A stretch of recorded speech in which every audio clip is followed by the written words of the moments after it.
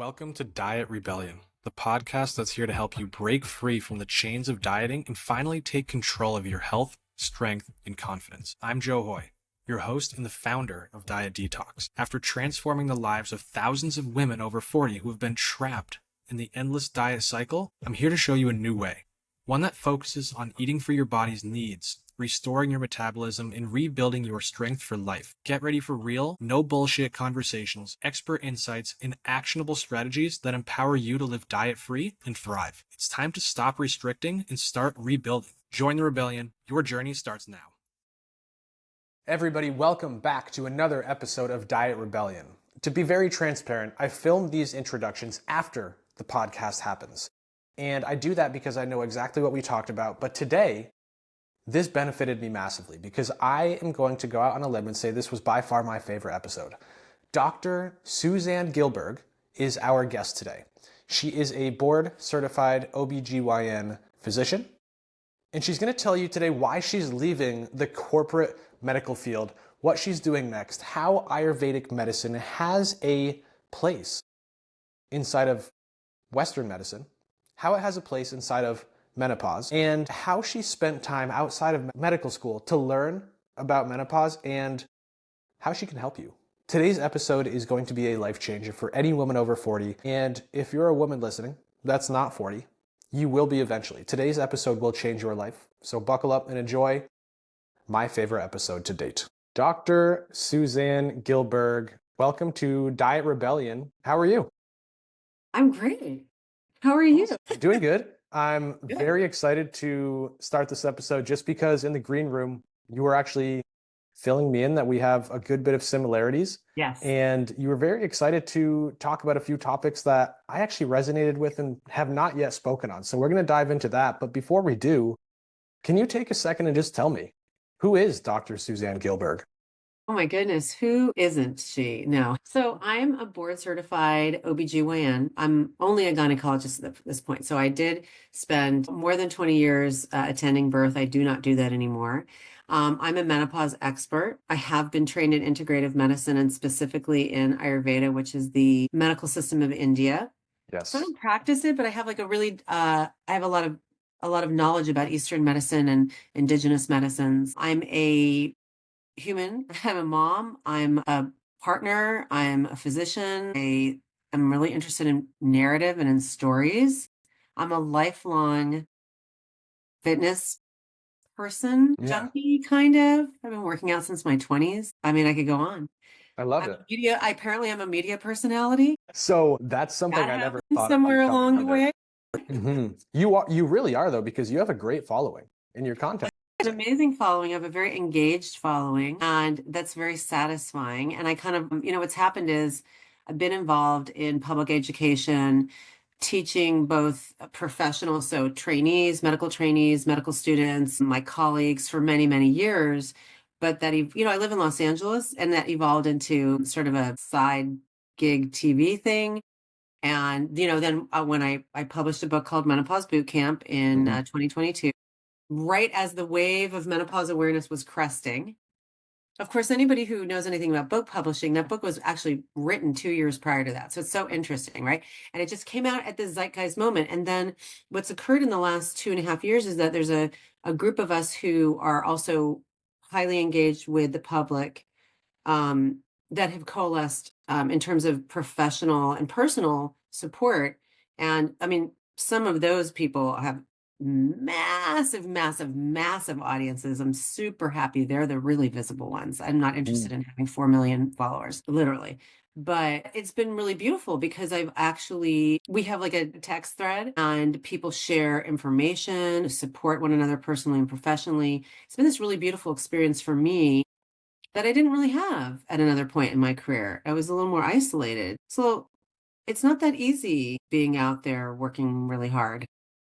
No, it's not. But while it's not easy, it is really rewarding because like you said, in 2022, I think we crested on this menopause talk. And since then, it seems like it's only been going up, which is great. There's still not as many of you or us, if I can classify myself in there as I'd like there to be, but we're growing. Yes. And it's great that you have that network to support others and learn and take that information and give it to more people because that's our ultimate mission, right? Exactly. When people don't understand their own body and their own physical experience, I mean, I don't know how you can do anything else.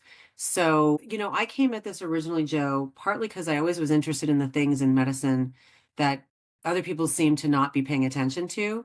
And a lot of it was driven just by my experiences with my patients. My patients were coming with questions and problems that I didn't know how to address because I hadn't been properly trained. So I just went out and got the information. And I'm obviously highly curious, thirsty for knowledge. That's why I did like 5,000 million different trainings.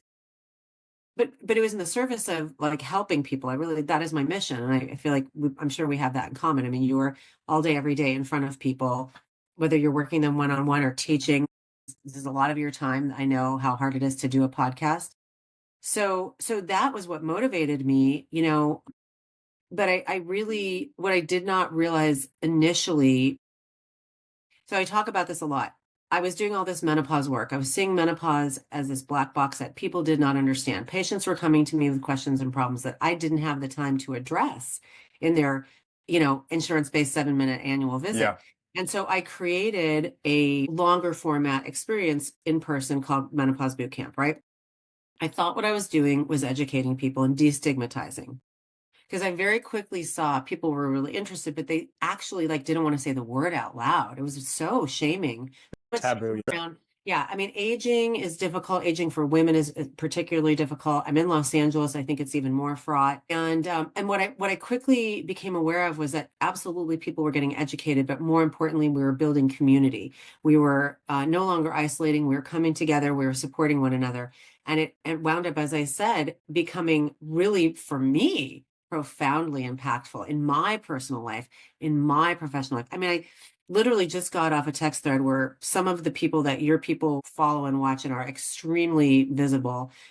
I'm not going to say names. We send each other. I wake up in the morning.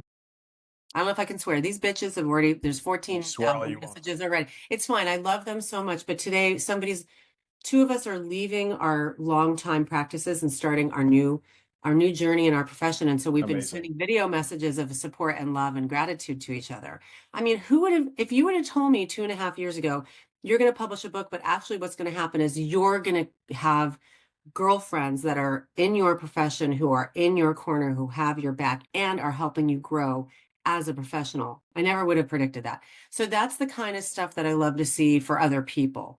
And that is, by the way, to me, that's the narrative of menopause. That's the narrative. That's growth, transformation, openness, wisdom, self-knowledge, vulnerability, reality check, who really is for you, what are your priorities and values. This narrative, like it's over, you're dried up, it's done, it sucks, you suck, everybody sucks. So we talk about that exact thing a lot. And while I love what you said, you think that's the narrative. And correct me if I'm wrong, because I love differing opinions. I wish that was the narrative, but I talk about this all the time. The way I like to put it is, this is the second half of your life. Yes. And so you have this amazing opportunity to make it the best half. Yes. But it's only an opportunity. You have to take action to make it that. It's not just going to happen. And I think for most of us here in the States, at least, that's a force fighting against women 40 plus. It's really, really hard, because if you're being told constantly from a very young age that your value is in your looks or your capacity to reproduce, and that's what is important about you, it's very hard to move away from that. And even those of us who, look, I have had a very serious career, and yet I'm still a human being. I'm still subjected to images and to my own stuff. Sure. And it's not easy. I'm going to blow my nose. Hold on. So we're having crazy allergies here. Although you're in LA. We have a bird flu alert today too. I'm pretty sure I don't have bird flu, but I shouldn't make a joke about that. You better cut that out. Really not funny. Soon. Yeah, I know. Soon enough. But I think, I don't even, what was I saying? I just lost my train of thought with my nose blowing. Oh, the narrative.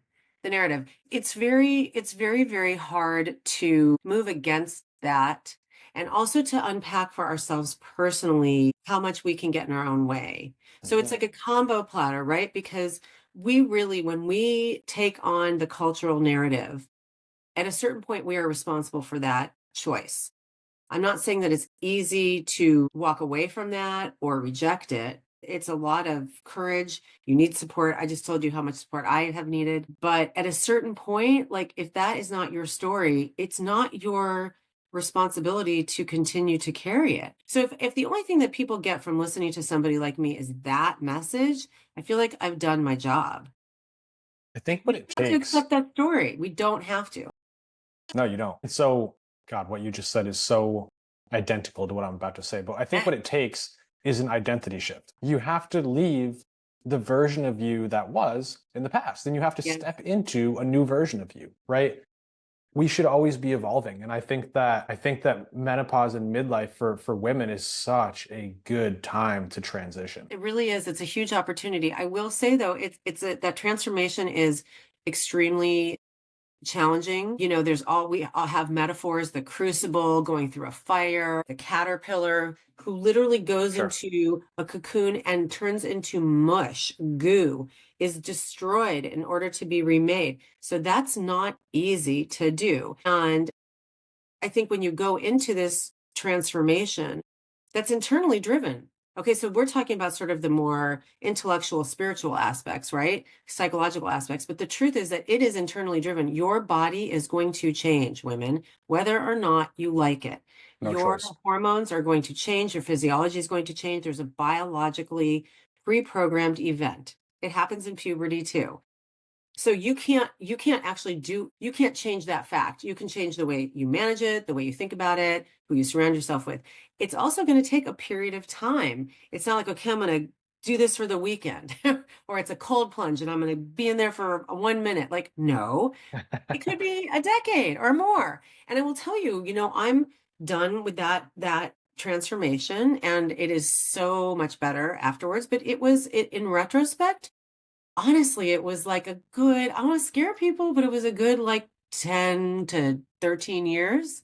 Really? Did you know going through menopause what you know now?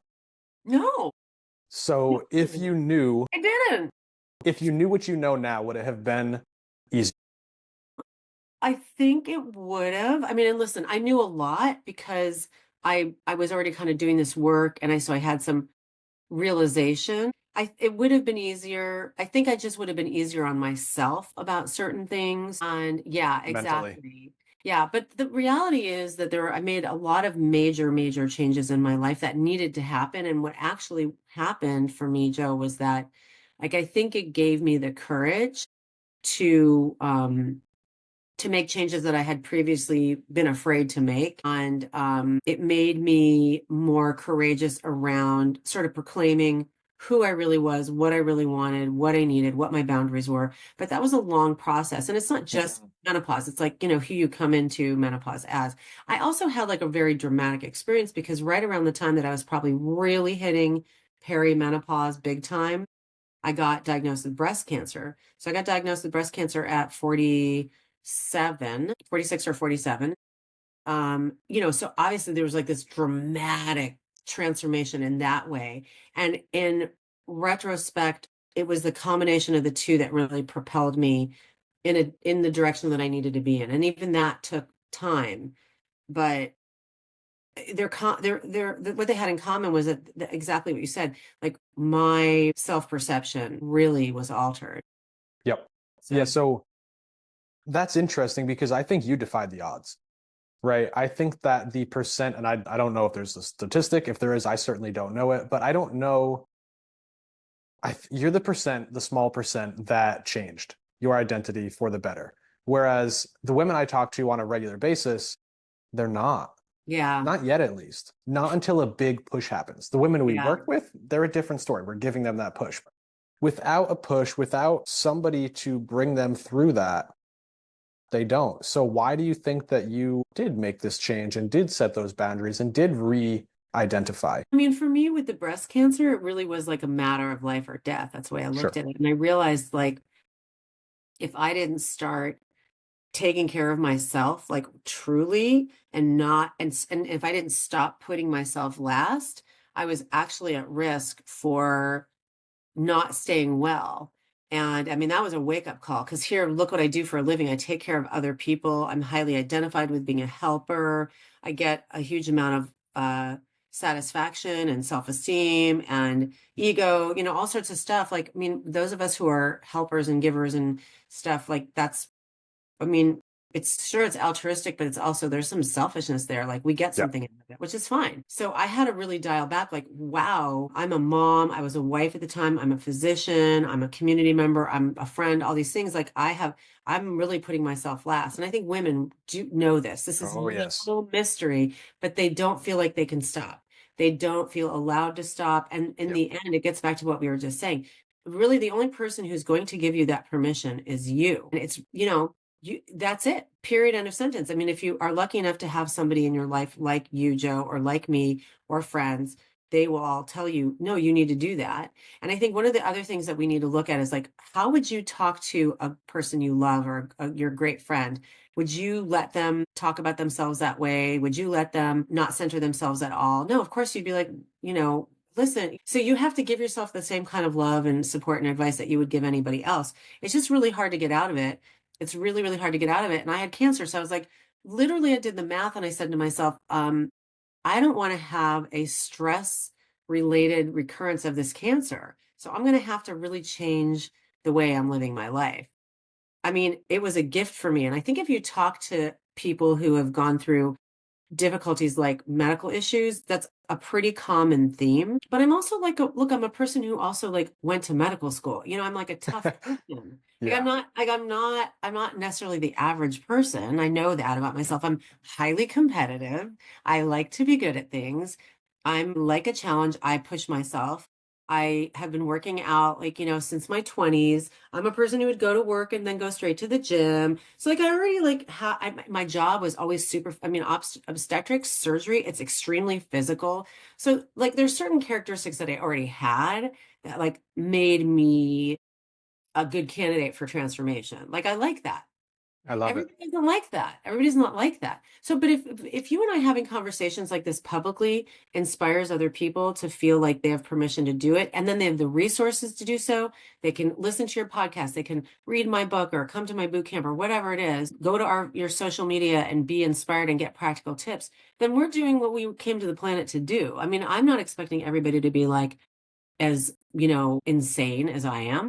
I wish they would be. Thank you. God, you're great. Oh my God, thank you. No, I'm completely serious. You speak everything so clearly and simply for people to understand. The way that you talk resonates with me massively. I think that for you, what I'm hearing is you just hit a huge tipping point. Yeah. And that's not unique to you. I think that everybody needs to hit a tipping point in order to create that change. Yep. What I'm hearing also is as a doctor, you are extremely gritty. I don't know if you've read Grit by Angela Duckworth, but that's you. No, I'm aware of it. Yeah. Yeah. And then I don't know if you know this, but I was a surgical technologist in a past life.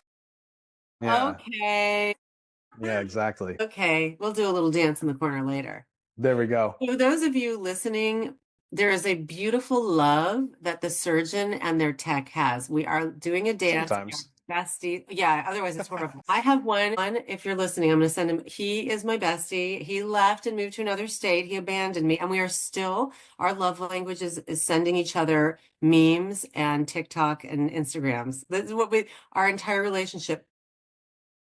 I love it. And stuff that's not always, appropriate for public consumption. That's what you get when you work in surgery. 100%. So all of it. Yeah. Not only was I a surge tech, but for some reason, when I first started, I was on a team of 7 other techs, and my higher ups thought it was a great idea to stick me. I was the one male on that team inside the OB and GYN rooms. That's where I spend most of my time. And then from there, I took a traveling job in Hawaii, working at Kapiolani in Oahu, and I was only doing C-sections for oh my God, 7 months. You totally understand me.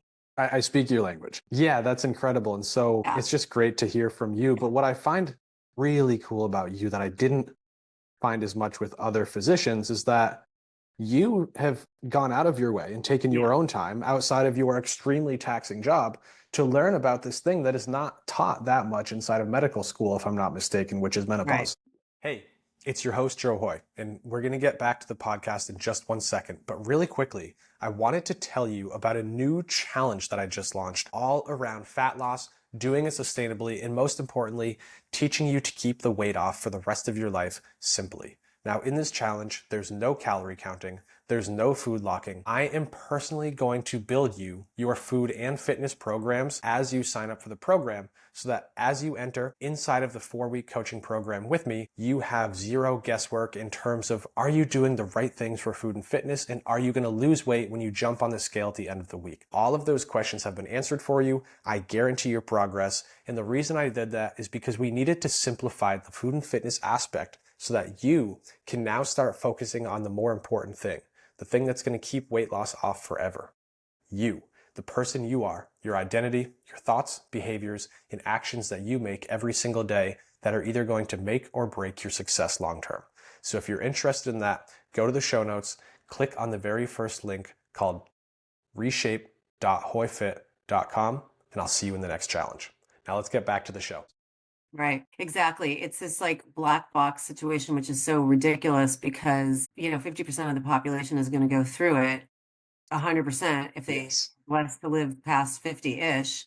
And it's just insanity and it's not centered. And I mean, some of that is because how are you supposed to put every single possible thing inside of a 4-year training in OBGYN? But it's also complicated, right? It's ageism, it's misogyny, it's not surgical. It's not procedure oriented and billable in the same way. And in the current environment, medicine is corporate in a lot of ways. Like, I think the people who go into medicine, that is not, it's hard. You were in the OR. Nobody works this hard who doesn't feel called to doing it. And then you find yourself basically working for a corporation.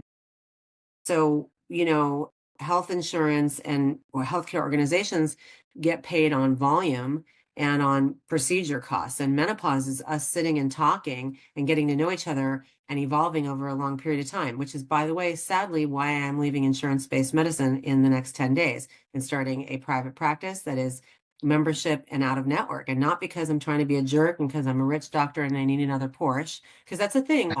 That's okay. They can think that that's not accurate. I'm doing it because I can't practice medicine in a way that has integrity otherwise. And I can't do it anymore. So, it's really interesting what the reason it happened actually. And I think in my book, I didn't even remember this, which is kind of funny. But when I came out of residency training, I had some wonderful mentors, one of whom is a breast cancer oncologist who ironically wound up becoming my doctor. But she started sending me her young breast cancer survivor patients as a gynecologist. And I, basically had to sort of teach myself what we call cancer survivorship medicine. Especially 20 years ago, there wasn't a lot out there. And I just started reading and reading. And a lot of these women had either become menopausal because of chemotherapy or surgery. They were having a lot of menopause symptoms, but they were, let's say, in their 30s. And one of the big things that people really were complaining of was vaginal dryness, sexual pain, and urinary tract infections. And I started reading and I said, well, wait a second. Vaginal estrogen, local estrogen, isn't absorbed into the bloodstream, so it can't affect anything else. So it has to be safe. I think they should be getting this. And I remember calling her and saying, I'm reading the medical literature and I don't see anything specifically on breast cancer and vaginal estrogen, but it just doesn't make sense to me physiologically that we can't give this to them. How do you feel about that? And she was like, yeah, that totally makes sense. I think you should do it. I mean, this is literally, so I started learning about it very early in my career. And then my patients were aging with me and it was like, wait, these things are happening. What we don't know what to do with it. Now I also had this like more of an herbal toolkit, right? Because I did all this integrative medicine. I understood plants and I was like, well, wait a second, chasteberry seems to, in the lab, help increase endogenous production of progesterone. Okay. That's your body's production of progesterone. That's the hormone that is dominant after you ovulate in anticipation of a potential pregnancy. So if chasteberry does that, amongst other things, maybe that would help with these. So I just started putting it together and then I started training and, joined Menopause Society. I did not do the certification, by the way, because I was doing this well before that certification. You have the certification. Yeah, I was like, whatever, I'm not going to do it. I'm very transparent about what I've done. I got really into sexual health. A nurse practitioner that I worked with years ago was going to a conference and said, hey, do you want to go to this conference with me? And I was like, sure. So all of these things came together and I was doing this. And then I had a reputation like, well, she seems to be interested. She seems to know. And I just kept teaching myself. But why was it not taught in medical school? like I said, time, reimbursement, blind spots that we have that we're like, oh, we're doing all these other things. Oh, you'll learn that later. It doesn't make sense. It's not fair. Right. And then I think the other really huge impact was the Women's Health Initiative, which is a huge $1 billion National Institute for Health study that was halted very suddenly in 2002, really over misinterpretation of data. And it really made a massive negative impact on the public's perception of hormone therapy and menopause and the medical community's perception. And it created a lot of fear around using hormone therapy. So just to contextualize this, in the late 90s, when I was finishing doing my training, and the early 2000s before this study came out, something like 40 to 45% of North American women, US women, were using hormone therapy. When that happened, everybody freaked out and got Yeah. scared. The Menopause Society published data this year, just in the last couple of months, 4% of women in the United States are on hormone therapy now. I'm not here to say everybody needs to be on hormone therapy. What I'm saying is that there was a massive shift. So then it turned into the last 20 years.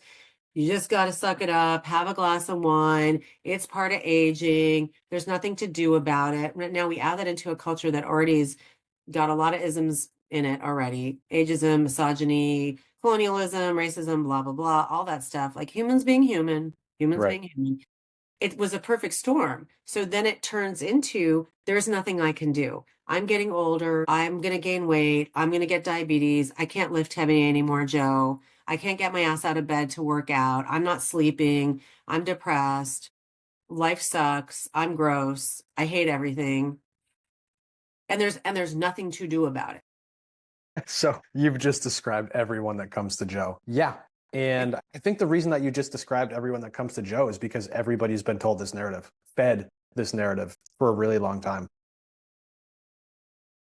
Doctors, and their doctors are like, it's just normal. It's part of aging. I'm in Right. LA where we have a huge number of sophisticated clinicians and a very sophisticated patient population. We have some of the most famous medical institutions on the planet here in very close proximity. And I get patients coming to me every day being told by doctors at these very, very, very famous institutions.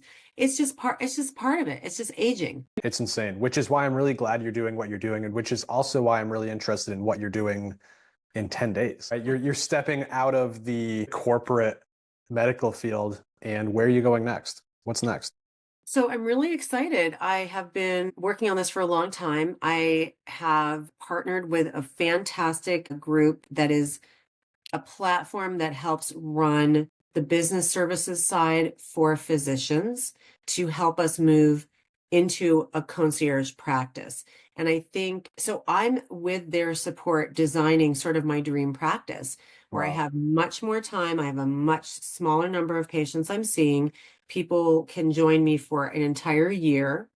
And then we work together with a lot more time and a much deeper, wider toolkit. So not just time, but like everything from much more detailed intake to understand what your pain points are, what your priorities are. What do you want to work on? Is it your metabolism? Is it your skin? Is it your family history of cancer? Is it your personal history of cancer? Because I also have a separate cancer survivor program because I've worked with a lot of cancer survivors as a cancer survivor, and survivorship medicine is very specific and not practiced by very many people.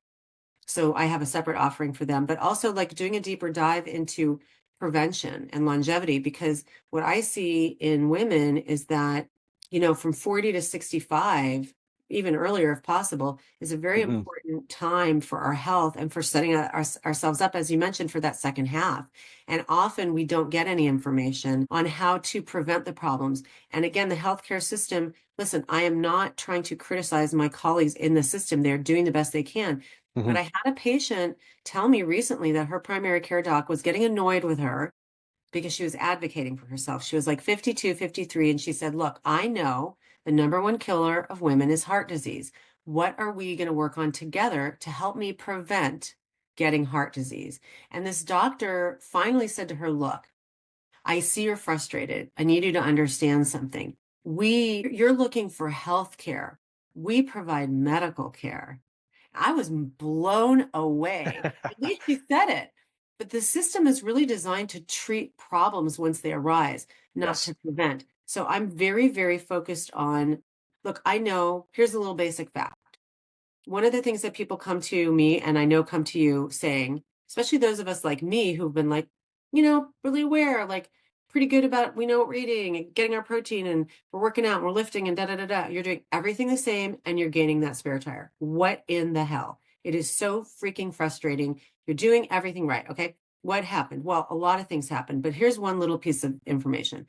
As we're heading into menopause, our hormone levels are fluctuating, right? Then eventually there's a very rapid decline in estrogen and progesterone. But the precursor to make all of these steroid hormones, these sex steroids, is cholesterol. So cholesterol, I feel like we should get, green screen. Cholesterol is here and that's substrate and it goes through millions of different things and you get estrogen. Well, you're not making estrogen anymore. So you went to the doctor and you didn't eat different and you still exercise and you da da da da, you got the spare tire and your cholesterol is now 235 when it was 162 a year and a half ago. Why is that? It's not necessarily your fault. You're not making estrogen out of that cholesterol anymore. So these are just facts that are happening. So are we just going to sit there and let that cholesterol accumulate? Shouldn't we be looking at particle size and other more advanced testing to help us identify who's at risk for cardiac disease, who's at risk for diabetes, who's at risk for dementia, who's at risk for osteoporosis? Spoiler alert, everybody is, and I'd rather look at like, what can we be doing, whether it's lifestyle medicine, changes in our exercise, medication, hormones, herbs, whatever it is now, rather than you come in. And now I have another example. I have a patient who was a partner, one of my partner's patients. This is no fault of his own. She was so busy with her life, taking care of everybody else. She didn't have a primary care doc. A lot of us gynecologists kind of do that. We do labs for patients. She hadn't come in for, let's say, like 2 or 3 years. She had a bunch of risk factors. She came in to see me 2 weeks ago, did her labs. She has diabetes. Oh no. Her A1C was 7.5. Pre-diabetic, for those listening, is 5.7. Got overt diabetes from ignoring herself for the last 2 years. She'll be okay. But I really would have preferred to work with her 2 years ago and say, like, look, you have PCOS, you had these, okay, these are the things we're going to change so that you're going to be living your best life. Yeah. That's Okay. why I'm changing, and that's what I'm going to be doing. I love this. You just said something that I think is going to shift the focus on so many listeners, right? You said that a lot of these sex hormones are foundationally coming from cholesterol, Yeah. right? And so now when we hear cholesterol, everybody thinks of what their doctor said of go change your diet, eat these things. Right. However, we'll see that so many people will change their diet based on what their doctor says and their cholesterol will not change. Yeah. So now what? What I think is it's going to come down to lifestyle factors and stress levels, but I'd love to hear it from you. Well, that's definitely true. And here's where I'm excited, because I am a gynecologist, right, who has been tiptoeing and at the edges of this kind of stuff for decades. And now I'm going to go and look, I'm not board certified in internal medicine or family medicine. I'm not necessarily going to treat your high cholesterol, right, or your diabetes. I'm not trying to take over, but I want to get in there ahead of time. I mean, first of all, doing basic things like really getting adequate fiber. Okay. People don't realize there's a lot of stuff they can do. Not freaking out about the numbers, because it's not just the absolute number, it's the ratios, and it's also particle size, like certain things, I'm not going to, I don't want to get too deeply into this, but for women also, heart disease is not, generally speaking, large vessel disease. And a lot of the screening tests and the diagnostic tests are really, they're based on men. So men tend to have large vessel disease, large blockages in larger vessels, whereas women have more inflammatory small vessel disease. And some of that is mediated by estrogen, because estradiol, beta estradiol, there's more than one kind, is known to be anti-inflammatory and have a positive impact on the way the lining of our blood vessels behave. So as estradiol goes away, that's another factor. So it's not just the cholesterol number, and it's not just doing a statin, which may be appropriate for somebody to reduce their cholesterol, but we want to be looking not just at the quantity, but the quality, right? How are things functioning? So this is one of the things that I'm looking at, having more information for my patients. And the other thing that happens, actually, Joe, is like, people do one or two things that happens. They get scared. They're like, okay, I'm going on the statin. fine. I mean, I'm not against statins. Statins is more like a whole long other complex conversation. Or they're like, I'm not doing the statin. So they're just like either or. They're being binary about it. And it's like, okay, well, what are you doing? Like, we got to do something.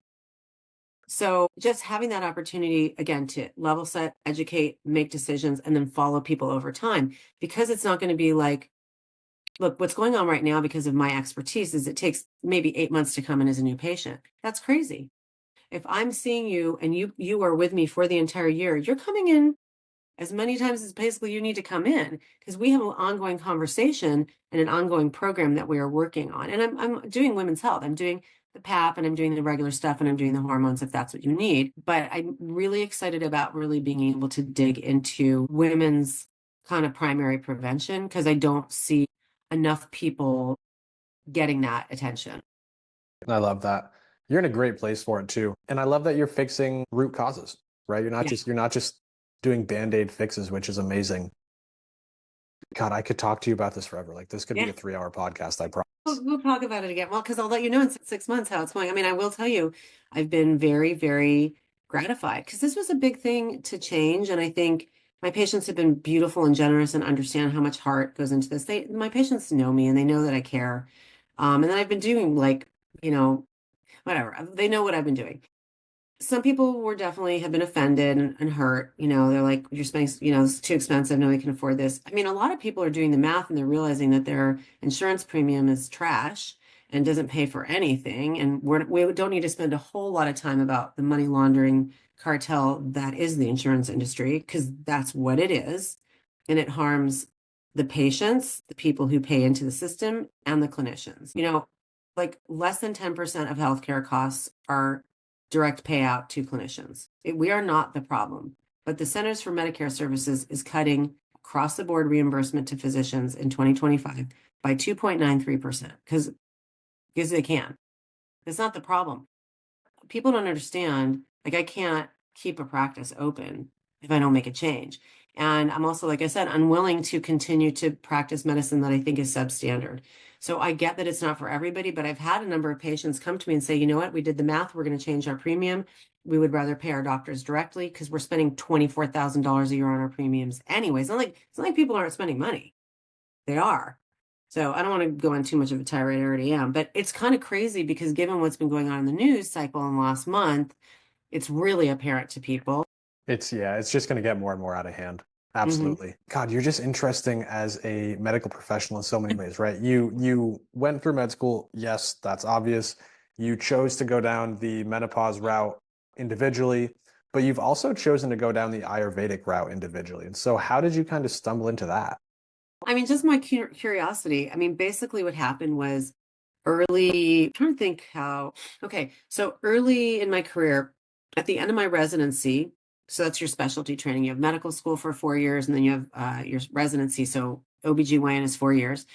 Toward the end of that training, I met a patient who basically introduced me to Ayurveda. She was like really into holistic health and everything and came in quite sick and having experienced the fact that I got to deal with some conventional medicine too, because what I'm doing is not working enough. And we did surgery on her and I met her and we talked afterwards and she was really, really interesting. And I was very interested in her because like her hospital room didn't smell like a hospital room. Her friends had all been coming in, like making fresh food. They had like Tibetan prayer flags all over the place. It smelled good. I was like, what's happening in here? And she had like a massive incision and was healed really great. And it was like, wow, this is so interesting. So we started talking. We struck up a little friendship. And when I graduated, she had given me her phone number and said, I'd really like to continue the conversation. And I was like, boundaries, cool things. Yeah. But like, and then when I graduated my residency, I was cleaning out a desk and I found her number and I was like, I'm going to call her. She was a really interesting person. Really, it was just like curiosity. We struck up a friendship and I was interested in yoga and I was trying to de-stress. I had 2 little kids. I was starting my career. I was like, I got to take care of myself a little bit. And she taught yoga and she taught me meditation and she was a Pilates instructor. And so we would chat and she started talking to me about Ayurveda. And I was like, oh, that's so interesting. Yoga, Ayurveda, I'm going to go. And I started like going to some talks and then wound up going to the Chopra Center. Deepak Chopra still was teaching in La Jolla. and he taught a program for healthcare professionals called Journey into Healing. And I think he was smart. He knew doctors need to hear it from doctors. And I went down there with my dad. My dad's a physician. I was like, hey, you want to go to this thing? And my dad was like, sure. I mean, I got it from somewhere. So we went down and took this course, and my mind was blown. And I just started down the journey, and I found an accredited program in Northern California. And I felt like something was missing. I loved medicine. I loved conventional medicine. I loved the OR. I saw what I was able to do, but I also felt like there was some kind of like something was missing. And I don't know. In Ayurveda, I went to it because of my own healing. I think I was really healing myself. And I loved the approach of, reminding ourselves that human beings are just a part of the natural process. We're not separate from it.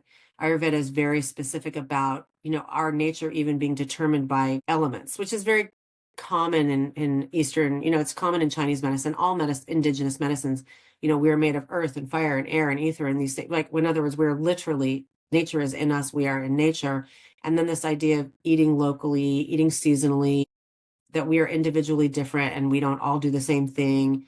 Plants as medicine, which of course every indigenous culture does. Where do you think conventional medicine comes from? Right. Like 30% It's of just evolution of that. pharma. Well, pharma is like maybe 30% is plant derived. People don't realize, like, nothing is new. So it just all kind of went together. And I mostly was doing it for my own curiosity, but then I started getting a reputation. People were like, oh, she's really open-minded, or she knows a little bit about herbs, or she does yoga. I heard She's that hippie doctor. Totally. I love it. Yeah. That's amazing. So that's kind of how that evolved.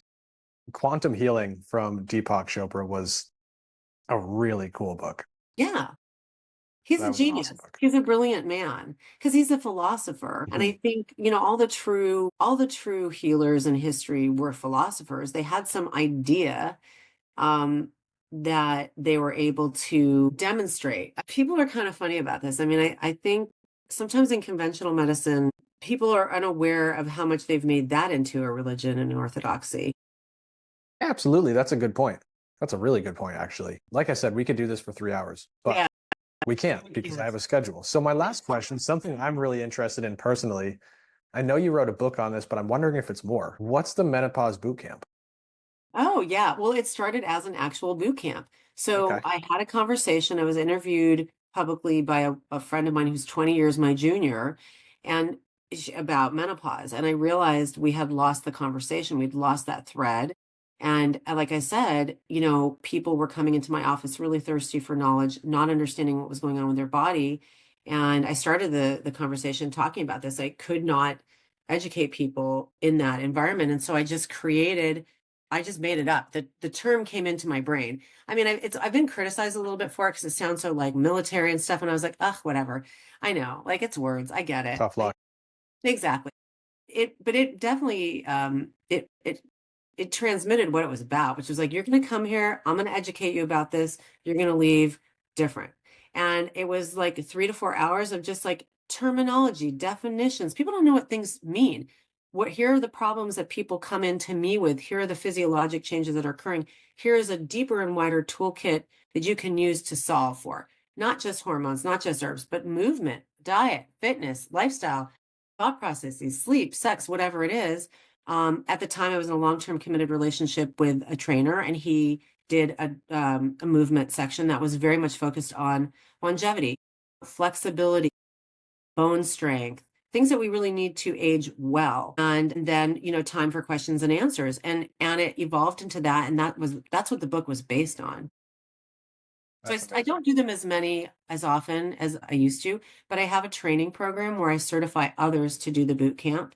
Because from the beginning, I felt very strongly that this is not just for me. This is a grassroots effort. For me to, not only do I not want to or need to go into every community, it's not appropriate. So training people to go back into their own communities and speak to their own communities in a way that reaches and resonates with them, to educate and empower them and resource them. It's not how to treat menopause. This is not for clinicians. It's how to be and transform in menopause. A lot of the stuff that we started the conversation with, and it's really great. We have our quarterly coaching session tomorrow, and it's grown in a year of certification. I think we have maybe like 25 people on the coaching call tomorrow. So it's really fun, and people are out there doing. Yeah. So if somebody wants a copy of that, or if somebody wants to become certified, where do they do that? Everything is at my website, which is, I'm sure you'll put, it's the Dr. Suzanne. So THEDRSUZANNE.com. And there's, all the stuff is there. And it's a very low lift self-study course. And then we meet together quarterly to talk about how it's going and what's happening. It's truly, truly education for the people. Love it. And if somebody just simply wants to spend more time with you, where can they do that? I mean, all my social links are there. I'm really the most active on Instagram, Ask Dr. Suzanne. And I love interacting with people. I love hearing what their questions are, what they need to know more about, what's interesting to them, learning. Awesome. Well, Suzanne, thank you so much for today. And I have a feeling you will be back. Yeah, I hope so, Joe. Thank you so much for Awesome. your time.